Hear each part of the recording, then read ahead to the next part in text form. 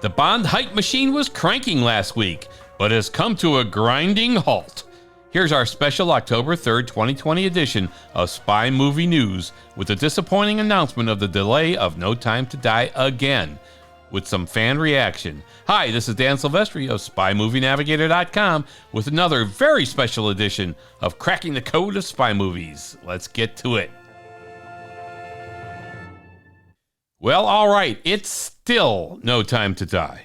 Announced October 2nd, 2020, MGM, Universal, and Bond producers Michael G. Wilson and Barbara Broccoli today announced the release of No Time to Die, the 25th film in the James Bond series, will be delayed until April 2nd, 2021, in order to be seen by a worldwide theatrical audience.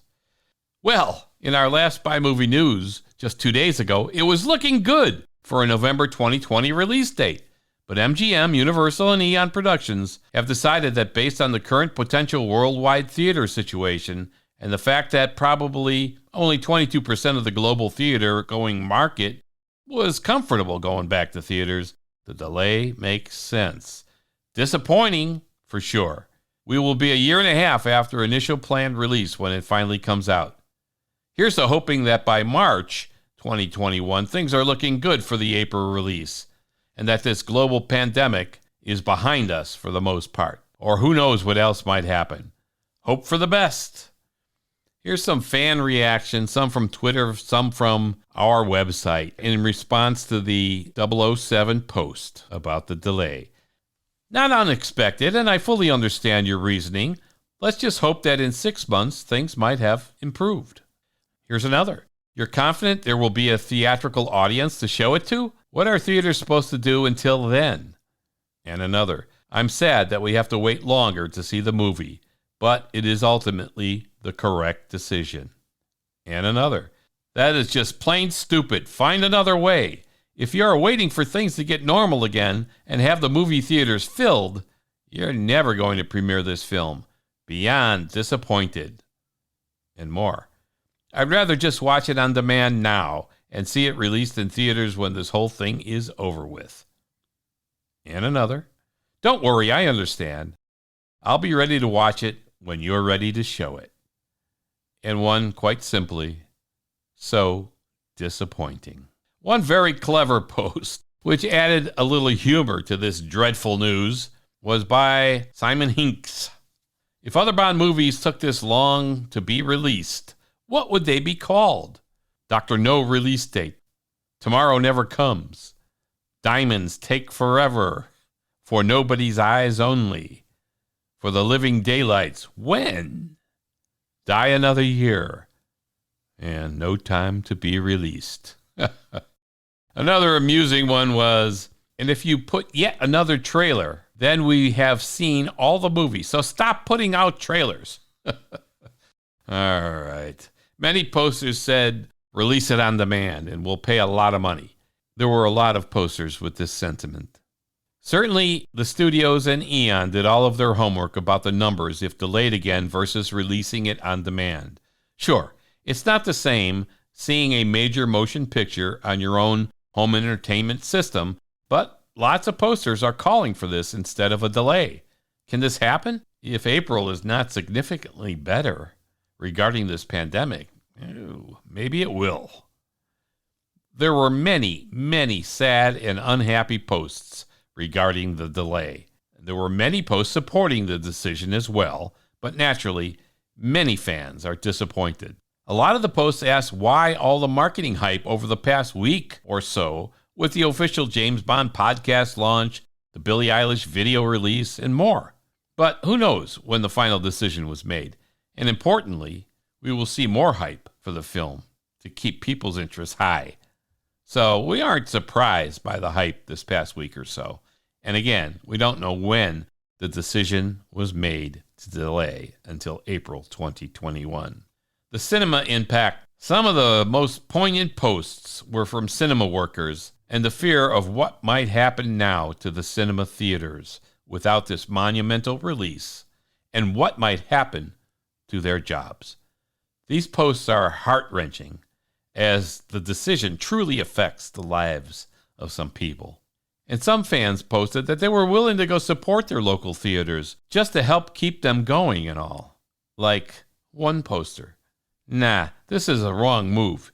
You're going to kill the cinema." Or, "We won't have any cinema to go back to at this rate come April." For us fans, yeah, there's another delay.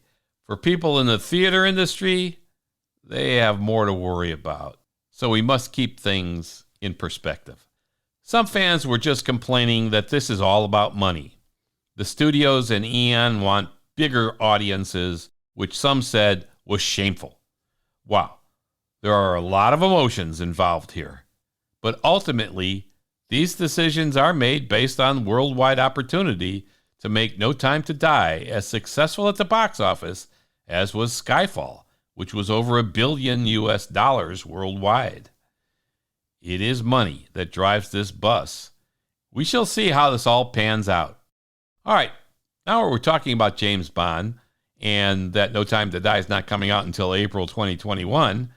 Let's speculate on who will be the next James Bond.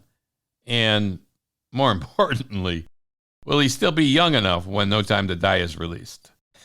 According to cinemablend.com, Tom Hardy is looking good. So good, in fact, that betting has been suspended. Yeah, you can bet on just about anything. And there were lots of bets placed on who will be the next James Bond. Right now, Tom Hardy seems to be the favorite. Of course, there's no way that MGM or Eon will be announcing the next James Bond before the release and run of No Time to Die, Daniel Craig's last outing as Bond. Sure, other names have surfaced, like James Norton. He was in the lead until Tom Hardy just passed him up in the odds column. Sam Heughan, Richard Madden, Idris Elba, well, he's been talked about for quite a while now, and others. But who's in the lead? Tom Hardy right now. The odds are with him. And as we know, these things can change in a heartbeat. So, at this point, all we know is the odds makers and bettors see Hardy in the lead spot. We won't hear anything for a while. But I was cleaning up some old stuff and ran into an article about Sean Connery in the 2000 January-February edition of Modern Maturity. When Connery was asked, "What's the secret to Bond?" he replied, "The person who plays Bond has to be dangerous. If there isn't a sense of threat, you can't be cool." Connery as Bond was dangerous and cool. So what are your thoughts on Tom Hardy? Check out cinemablend.com for a full story on Hardy. Henry Cavill loved Mission Impossible, and he seems to be jealous that he's not part of the Mission Impossible 7 group. He loved working with Tom Cruise on Mission Impossible Fallout. This again, according to cinemablend.com's article, published on September 29th, 2020, written again by Mike Reyes. But, as the article states, his character, August Walker, got killed off in Fallout. Well. But as the article also states, and as we have said here at SpyMovieNavigator.com, anything can happen in fiction. Write it and it's done. There are ways to bring back dead characters if you want to. Still, Henry Cavill has thrown his hat into the James Bond ring as well. Wow.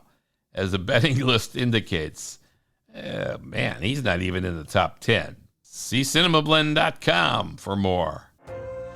That's a wrap for our Spy Movie News for October 3rd, 2020, and our focus on No Time to Die and James Bond. Follow us on Facebook, Twitter at Spy Navigator, and Instagram too. Subscribe right now to our Cracking the Code of Spy Movies show on your favorite podcast app. Thanks.